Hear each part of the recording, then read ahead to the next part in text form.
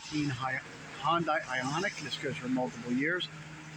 I'm going to show you how to diagnose when you have a light on the dash that says check regenerative brake system. Now I'm just going to start it.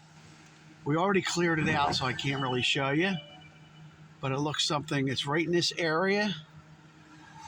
Once we get it started, and I'll show you what it looks like. It looks just like this.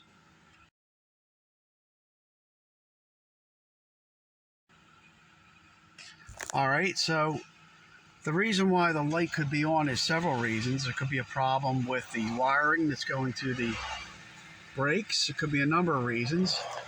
But what I found out on this car is we worked on the suspension on the rear, replaced it with a lot of used stuff, some new stuff. I checked everything. It looks good. The wires look good. We're going to open the hood. And then what I checked was the brake fluid. It's right here. And that was low. I filled it up and the light went out and the brakes are working good. But it keeps taking fluid. More fluid, I keep putting fluid in, I press on the brakes, and I got to put more fluid. That's indicative that there is a leak in the system. So if it's not holding the brake fluid, we got to put it up on a lift and check for a leak.